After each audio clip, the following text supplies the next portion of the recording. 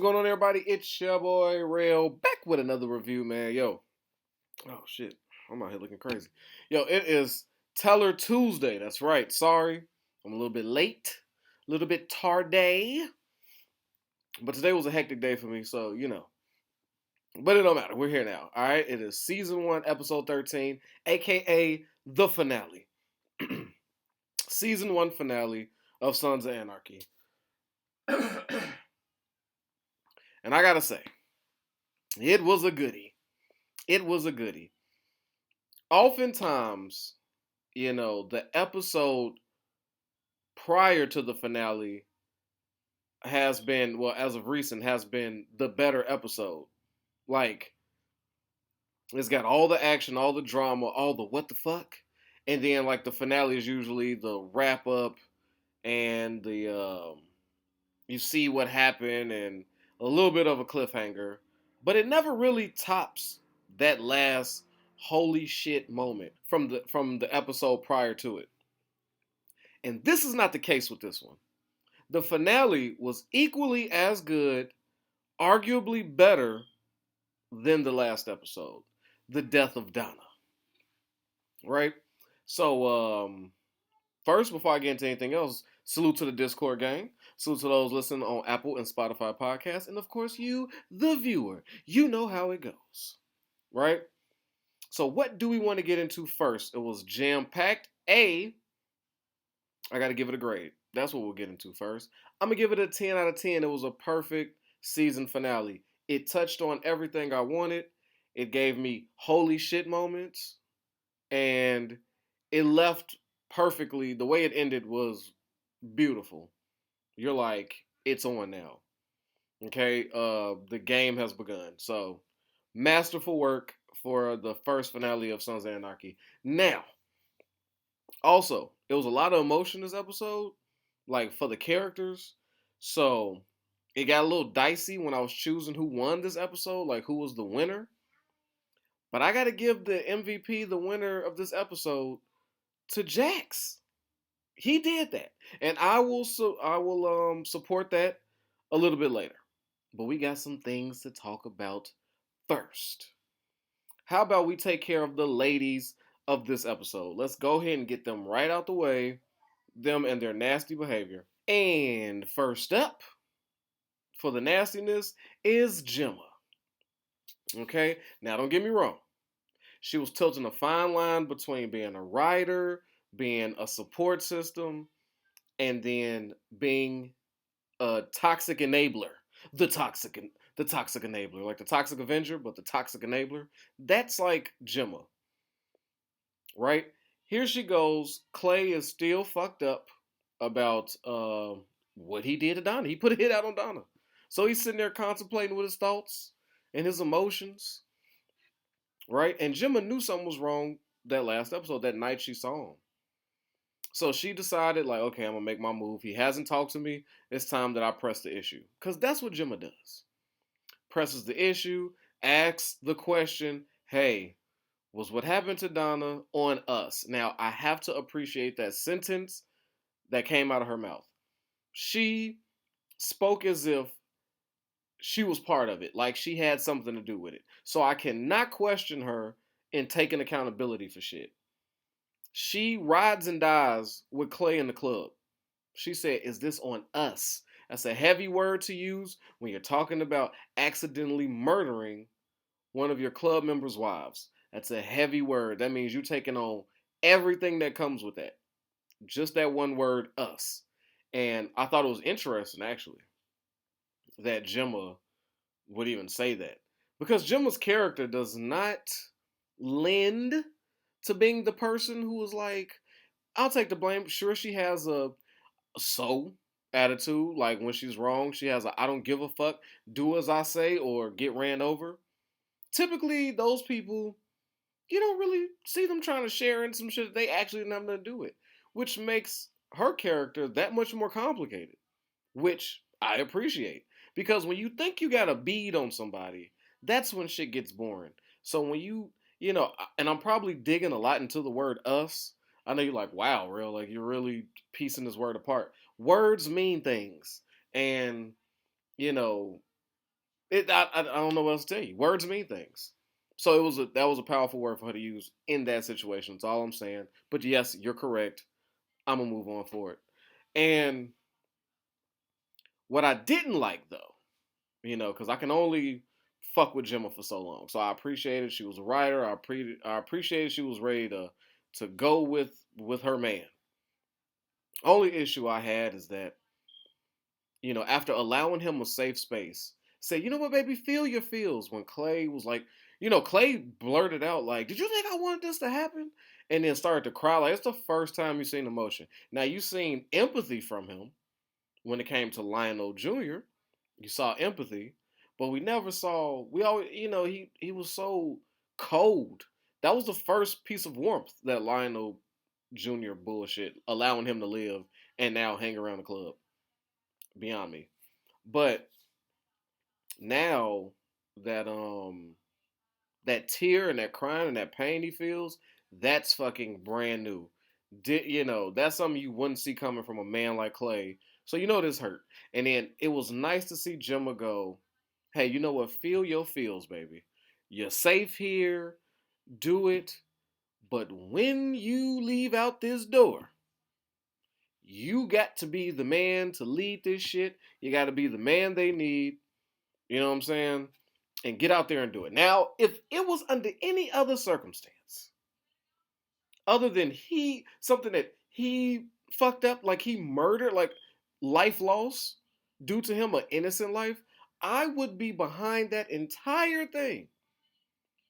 But the fact that she was so like, "Hey, like, cry, guy, you know what I'm saying? Do it now, but fucking, toughen up." You know what I'm saying? Because if they smell that weakness, we're fucked. So it's still like that.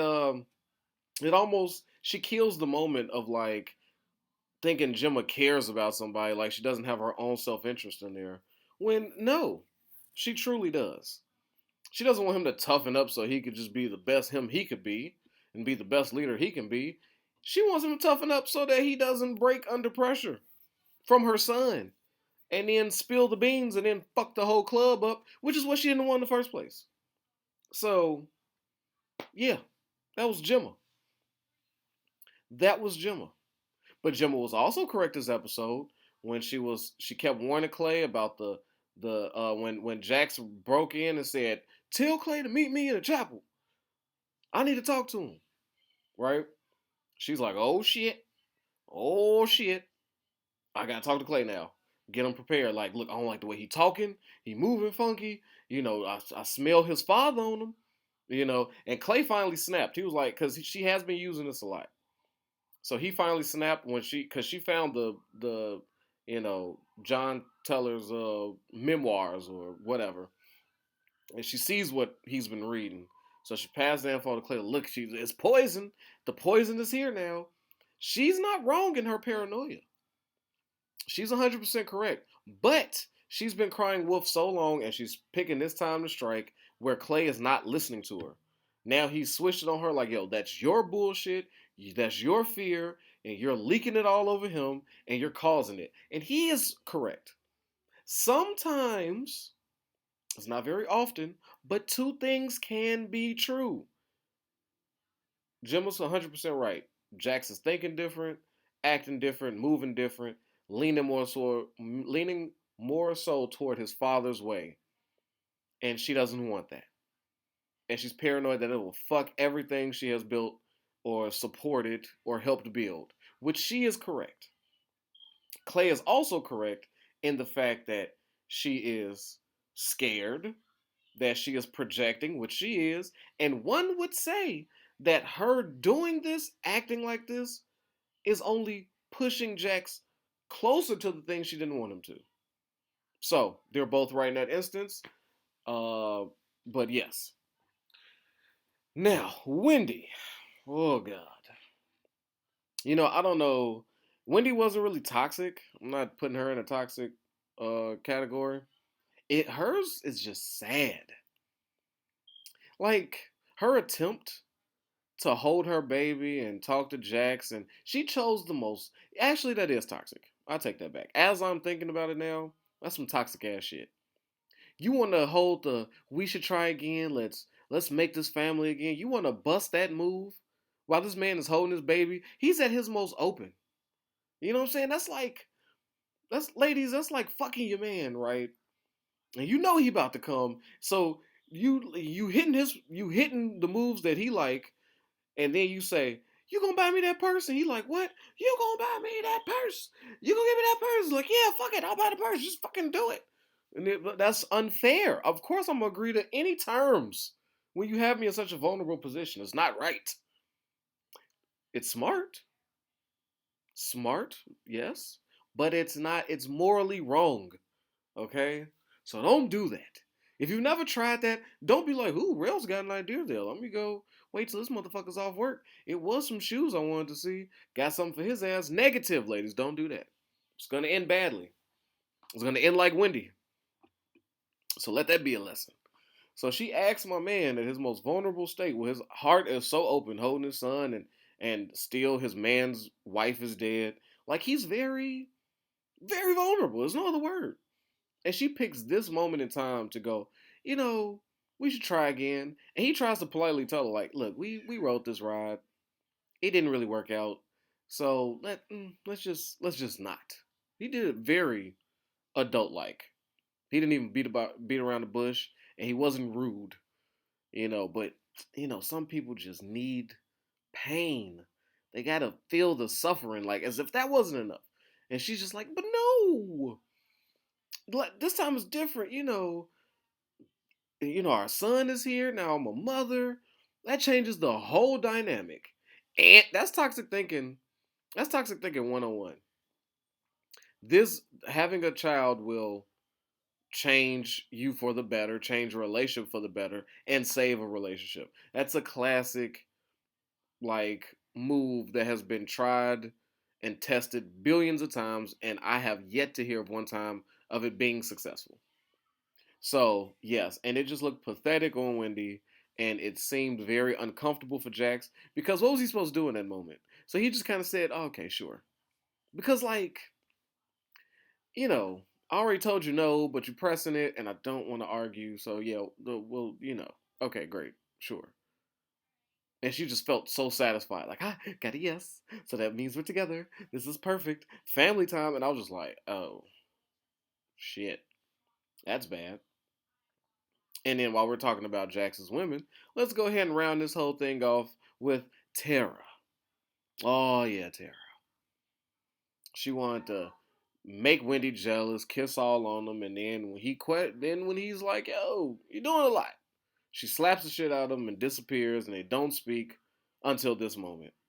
And what did she say? Did she even apologize for her unwarranted slap? No, no. Did she apologize for wanting to make Wendy jealous? No, no, no. Her plan was to, you know what, Jax? You're a great guy. You got a big heart. This is all set up. They say when you about to drop the bomb on somebody, lead with love. You know, big them up and then you fucking sweep the leg, Johnny. So that's what she went for. Jax, you got beautiful golden locks. Your beard's a little unmaintained, but I dig it. Big old heart and do all this and that. But Chicago called and that job opening is back open. And since my man's is dead, why don't we go ahead and I just go back? So I was like, wow. After and then she's sharing this whole I'm afraid about the like she wasn't really afraid. That was her. She was setting him up for the big. I want to leave to Chicago, and it's not just you. It's I might or might not get away with murder. I'd rather just not feel comfortable here, so let me just go leave Charming. And he saw through that quickly, and he got furious, which was one of his better acting scenes this episode. It was great. My man's dropped the bomb. He said, "Yo, I slept with hundreds of women." I love how she said, "No, Jack, don't do this. No, Jax, don't do this." That's a hell of a question to ask your ex. You know how many bitches I slept with in the past 10 years? I was like, oh no. I'm interested though. Get my popcorn. She's like, oh God, Jackson, no, please, I don't even want hundreds. I don't know their names. I don't even know their faces. Okay, and then he went to go. Then he kept going hard. Like Jax went fucking in this episode. Actually, he gave a lot. This scene. This is actually one of the top scenes of the episode because he goes and says, "I smashed hundreds of faceless women." Right, like the dude from Game of Thrones, the faceless man. Like, so I just smashed hundreds of faceless women. Which, yes, he definitely did. And I'm just, and Wendy was just a timeout because I was looking for some connection. I said, oh, he's being honest. He's dropping truth bombs today. He's like, I only married her because I got tired of smashing all these hoes and I was lonely. So I got with this mess. I said, ooh, ooh. Wendy is taking heavy shots. And thank God she's not around. Because if she'd have peeked through that door and heard that, she'd have been straight to the goddamn heroin needle. Like, don't pass. Like, go straight to go. Like, you got it. Fast forward to go. Fast forward to Heron Street. And then he goes on to say, every time I'm inside these women, your face is the one I see. I said, I didn't know how I felt about that, honestly. Because I don't know how a woman would feel about that. I know I wouldn't use that line. But Jax is a gangster, and I am not. So therefore, he can get that shit off. You got it. My man said, when I was inside them, I could only see one face. Which, can we all be honest? That sounded good. That sounded like a nice little, you know, emotional rant he went on. He went on his little Kanye-esque rant with this one, which I appreciate. It was hella entertaining. But do we believe him? Because she kept asking him for several episodes, what is this? Are we a relationship? And what did he keep saying? Can anybody remind me out there in the comment section? Oh, yeah, that's right. He just kept saying, oh, we'll see about it. No, let's talk about it later. But now when she's talking about going to Chicago, he's so madly in love with her all of a sudden. Oh, my God. Come on, guy. Come on, guy. That's like the dude that says, if you leave me, I'm going to kill myself. Like, cut it out. Cut it out. You're talking gibberish. These are, so he threw a Hail Mary pass with this one. But it worked. Because she was there waiting for him with his cut and a kiss at Donna's funeral at the end. So she's not going to Chicago. So it worked. Those two are destined to fall apart. Like they're destined to not work. This is one of the top disgusting couples on this show. I mean, right up there with Gemma and Clay. Like right up there. There hasn't been one healthy relationship this entire thing. Now, also the episodes I enjoyed. Not the episodes. Also the scenes that I enjoyed. Unser and Hale. Yes, I was about to call him Dale again. Unser and Hale. That was an excellent back and forth right there. So I wanted to shout them out for that because this is the first time they actually spoke candidly this season. Most of the season he's been alluding to him being in cahoots with the Suns. He's been alluding to Unser being a complete piece of shit. He's been alluding to letting criminals run charming. He's never directly accused. Um, he's never came direct at Unser. It's always been passive aggression, which I hate. You know what I'm saying? But this time, Hale is just hurt. And this is another side of Hale that we've never seen. And the way that this actor was able to just switch it up like that, go from the pompous Dudley Do Right asshole to the like, fuck. Fuck. You know what I mean? Like, ooh. This is like probably what I would imagine like when a superhero tries to save somebody, like they've had a 100% success rate in saving people, and then they go for their 101, but they fuck up. They have a mental lapse, and that person dies while they were there to save them. And then could you imagine how fucked that superhero would be for like months? Probably be like, I don't even deserve this cape. I don't deserve this suit my grandma made. You know what I'm saying? So that's kind of like Hale. He's a superhero who lost his first fucking, citizen. He's destroyed. And, the beautiful thing about their interaction is Unser is not giving him any leeway. Hale tried. He reached out to him and said, "Yo, you know what? I don't like it, but I understand the relationship you got with Clay. You know what I'm saying? Make a deal with the devil to keep Charming safe. Because a criminal's going to be a criminal anywhere they go. But at least this way, the citizens are safe. There's no shenanigans going on in our town. So I get it. I don't like it because he's a criminal, and that's my job. I'm super cop, okay, and I bust criminals, but I get it, you know. But with this citizen dying in our backyard, like, what? And then Unser reads him like a fucking book. He was like, now this is on us. And Unser go, oh no, my guy, this is not on us. I had absolutely nothing to do with this. You remember that? You remember that fed you was fucking and all these things, and I tried to tell you, and y'all locked me up in the prison when we could have avoided all this. You know what I'm saying? Like, nope, this one's on you, my guy. And he said, yeah, I'll take that. But what was I supposed to do? Give you? He was like, I understand that you was in between a rock and a hard place, but he said, look at me. Unser just kept it a bean. He said, look at me. I'm dying. I'm between the rock and the hard. I'm dying. I'm supposed to be reading, getting drunk, living the best few years I got left on this earth. But instead, I'm in this crusty ass uniform, still doing this bum ass job that I hate because I'm in between a rock and a hard place. So, cry me a river. Hell, welcome to my world. And just basically told him to sit in it. Sit in it and stew in it. Like, bro, finally. Like, now you see.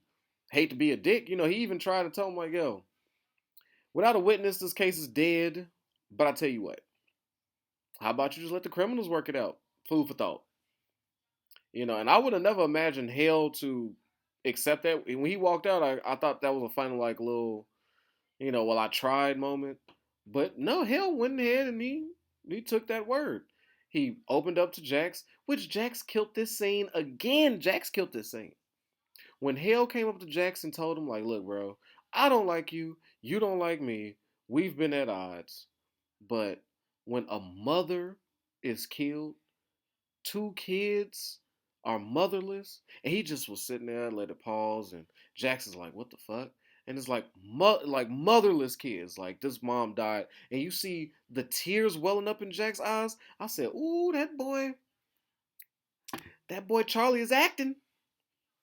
He acting, cause he almost caught me for a second. I ain't gonna lie. I was sitting there like, oh, is there moisture? Is there? I didn't see the forecast today. It's getting a little misty. So you see that in Jack's eyes, and I go, God damn, this is a good scene. Wow, fellas. Hell, so I was like, that's two for Jack so far. He's a part of two magnificent scenes, both with opposite emotions. The man was acting this episode. I got to give it to him. This is that he did. He's doing his thing this episode. But But what he ended up doing is spewing more things into Jack's ear about Clay.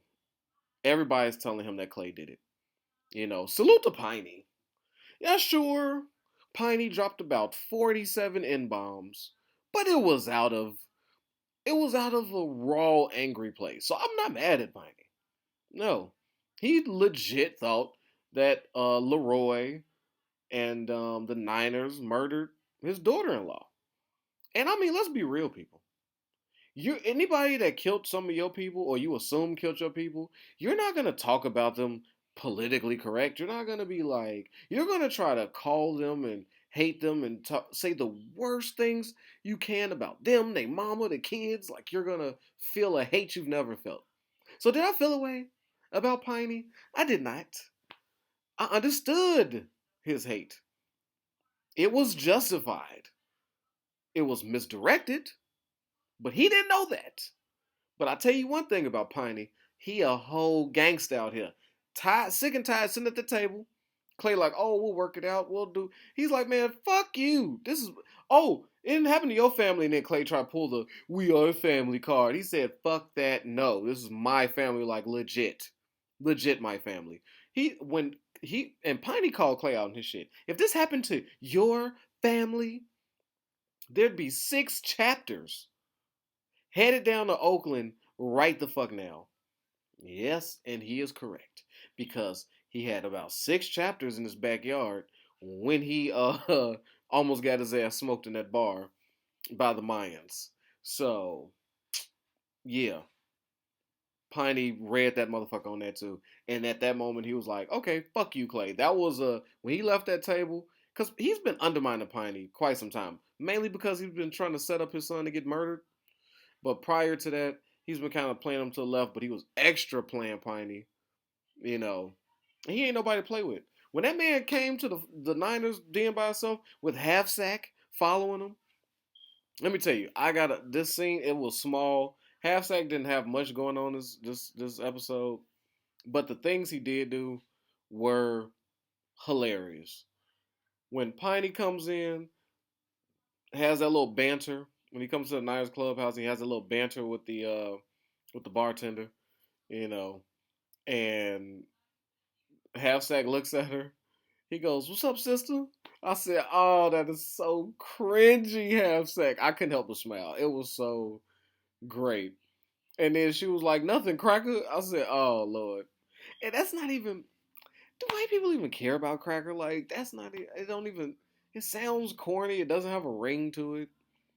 Like if we're gonna use racial words, we gotta, we should come up with something a little stinging.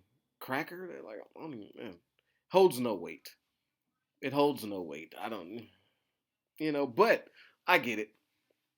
That was the best she could come up with. I mean, it's limited resources we're working with here, but I thought that was hilarious by Half Sack. What's up, sister? Like I was like, oh god, how do you not love Half Sack? Like seriously.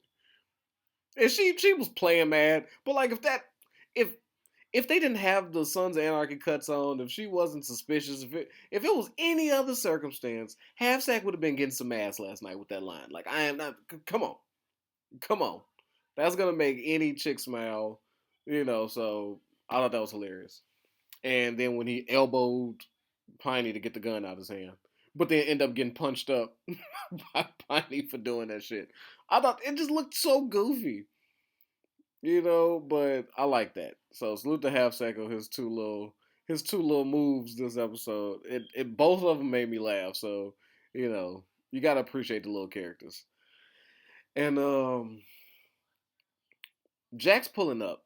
Let me tell you how much smarter Jax is than Clay.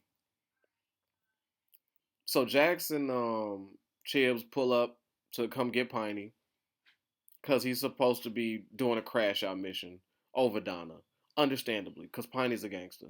So he's got some third degree burnt gentleman by gunpoint. My man looked like the reptile man. Like I don't know, but got him at gunpoint, and he's threatening. He wants to see Leroy.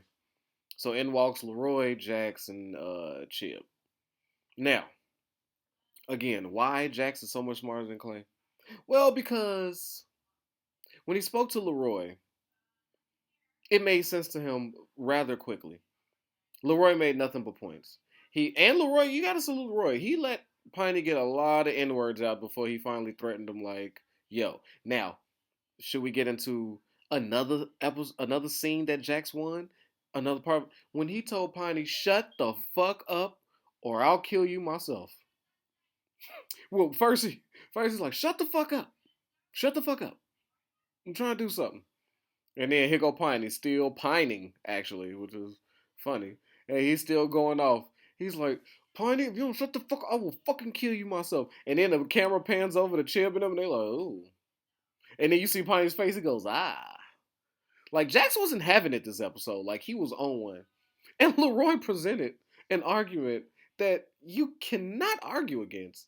He said, "Yeah, I came through and fucked that deal up, but I didn't aim at none of y'all. My intentions were not to kill y'all. Um, B, if I was angry enough to come to Charming and kill a woman, which we would never do, why the fuck would I allow this conversation to happen? Why would I allow you to leave out of here? Why would you even feel safe enough to come here and get this shit off? Like, what are we talking about?" And then Jax looked around like, damn, we did just walk in here pretty easily. We didn't even get patted down. I don't know. This ain't right. Leroy didn't have nothing to do with it. He's like, yeah, bro, I didn't. He's like, what? Killed Donna? Who the fuck is Donna? We ain't like killed. We ain't driving up to Charmin, my G. Like, we get pulled over ASAP. Let's be honest. That witness that they got might be the only black person in Charmin. So cut it out. If Leroy and them was to pull up, bruh, they it's not. Where was they gonna hide? It's not happening. So yeah, he presented a rather easy argument to Jackson. Jackson was just like, he presented no pushback. He was like, yeah, all points are made. All points are made. And it didn't take him no time to put the pieces together.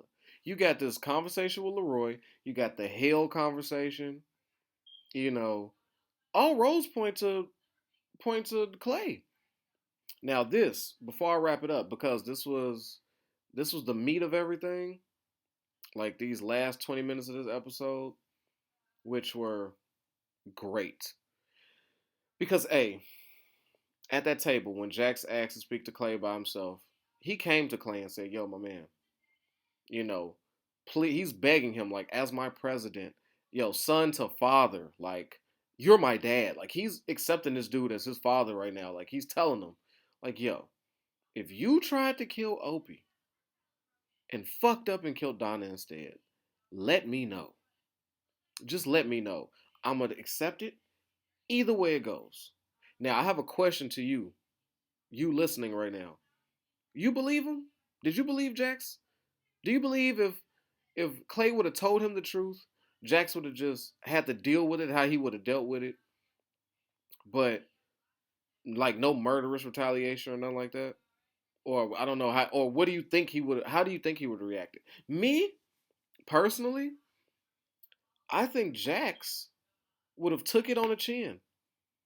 I think he would have been hurt, but because he was betrayed. But the fact that I'm asking him, I think he would have respected the fact that he asked Clay man to man. Like, if there's any time we're going to build some trust, if there's any time we're going to do this thing, it's right now. That's what it felt like. I think that if Clay would have took that opportunity, there would have been no issues. Honestly. I mean, he would have, do I think he would have told Opie? Hell no. I think he would have just carried that burden with him, but made sure the club made it right to Opie. For sure. For fucking sure. I do believe that. Opie would have got first dibs on all the money, anything he needed for them kids. You could never ever question his loyalty again. Fucking Donna's uh repast party would have been the most lit thing Charmin, Illinois, well, I mean Charmin, USA would have ever fucking seen. You know what I'm saying? And yeah, I think that's what would have happened. But Clay, he has just been compounding idiocy. Like bad move after bad move after fucking bad move. You have an out right here. But he can't be real for a second when his son is begging him like, bro, please, let's not do this. Do not play with my intelligence. Like, just let's do this right now.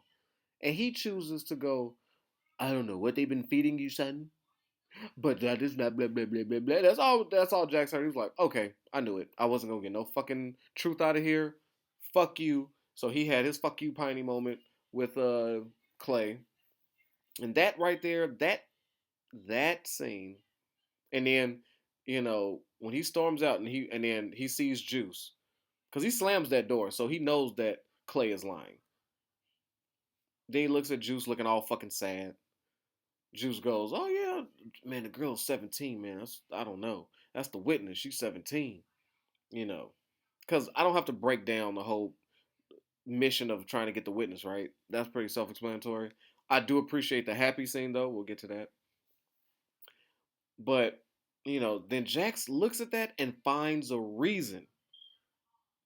Do we think Jax really gave a fuck about that woman, or that she was 17 and she was a little girl? I think he could have been convinced she could have been killed. But the fact that Clay lied to him in his face, he was looking for a reason to say fuck you loudly, and that they could all hear it and let them know, like, I'm not going for it. And I think he chose this girl, and she should be happy. So when he pulls up and then you see Tig, actually, can I rewind for a second? now that I say Tig's name, I gotta salute him for his scene with Clay as well. I apologize, Tig, if somehow you come across this. You like, when the fuck does my crying scene come up? Right now, brother, I got you. Hell of a scene. Hell of a hell of a union between him and Clay. Even though it's disgusting, you know that toxicity between them. There's still a brotherhood with them two.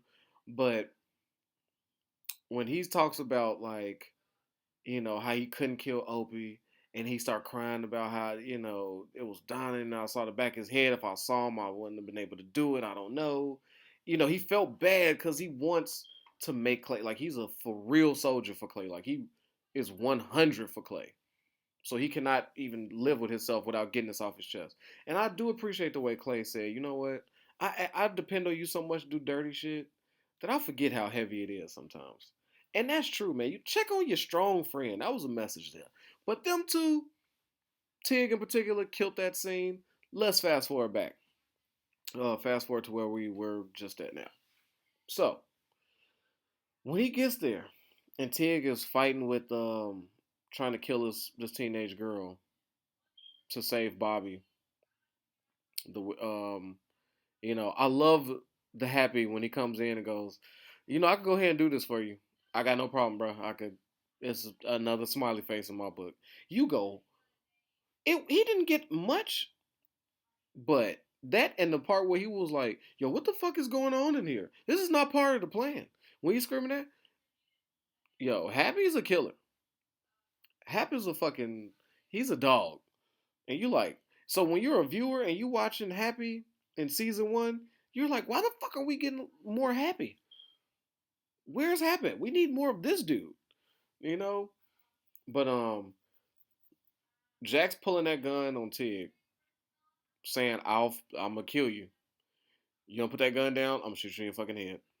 Tig trying to call his bluff, Jack's not having it. Chibbs knew what time it was. He was like, hey, he looked at Jack, said, you're going too far. And he said, oh, yeah, no, not yet. So he got them two to fuck up out of there because him and Tig been had beef. It was culminating all to this fight. And Jax knew that Tig was the one who killed Donna because he knew Clay would never. He knew only one person in the entire club, the charming chapter, would pull this off. Because Happy's a nomad. So that leaves one motherfucker, and that's Tig. So he finally gets that fight. He finally gets that frustration out on Tig, and Tig gives up because he wants to feel that pain. That's a powerful scene where Tig is just sitting there like, "Come on." Tig is damn near ready to die. He's ready to take whatever Jax is giving him, get this frustration out, and he knows he deserves everything he's getting, so it's not a mystery to him. And then Jax decides to fully crash out, takes off the fucking witness's thing and says, "Look at this motherfucker. He coming to kill you. We could get to you. Leave town. Don't do this." Was it the dumbest move he could have did? Yes. Hence the reason he went drunk as hell to the funeral. But he was mad. He was on a crash out mission. He has had enough. This is when you go, whoa. The club is not finna be what we remember it. It's not gonna happen. From him doing that and letting the witness go, to him showing up to Donna's, you know, funeral smacked with his white tee on and no cut, you know, dropping that rose like he was dropping the mic and then walked off. Which I don't think that, I don't know if Opie appreciated that. And if you peep that scene, Opie looked at him and he looked over at Clay like, something's weird here. There's a weird tension here. And I think it's at that moment Opie is like, he's finna start investigating, like, yo, what the fuck is all this about? Like, what was all that shit at Donna's funeral? Like, what's up with this with the witness? What am I missing? And that's when he's gonna start digging and you know. But yes. So Charlie, you killed it. You're the winner of this episode, man. I thought also, I think when when Jim was supposed to burn the rest of John Taylor's like memoirs or whatever, I thought it was beautiful the way Piney like found it. But did you peep how he didn't give the letter? that came attached to it. Cause that letter seemed a lot like, yo, niggas about to kill me. I ain't long for this world. So here's this book. Enjoy, cause I know I'm gonna be dead soon. If Jax would have got that letter, I think it would have took him no time to put together who did it, who did it. But Piney feels like it's time for a change now. The death of Donna, the way Clay is bullshitting, the way he moving, and it is just so beautiful that Piney passes this book that we thought was destroyed just moments ago off to Jackson. Jackson's like, holy shit, finally somebody I could trust, somebody in my corner, other than just the Oak Dog. So people do want change. I'm not crazy. I'm not crazy, and I cannot wait to start season 2. Cause we got this. Somebody got to pay. Jax got to pay for this, like, or he don't, or he's too much of a gangster. But that should tell it Tuesday, man. Hope you enjoyed it. If you did, drop that like, man. Let the like hammer off. Boom, boom, boom, boom, boom, boom, boom, boom. Hit it. All right, protect your health, yourself, your wealth. Your boy Real is out of here, man. Peace. Yo, I know I don't need no introduction, but y'all know who it is, man. It's your boy Hollywood Real. And I appreciate you for sliding through and watching these videos. But you know what I need from you? All right, if you ain't already, I need you to like this and subscribe this, man. We at 1,000 trying to get to 2, all right? Push it for your boy. Get them algorithms up. So when it come to that subscribe button,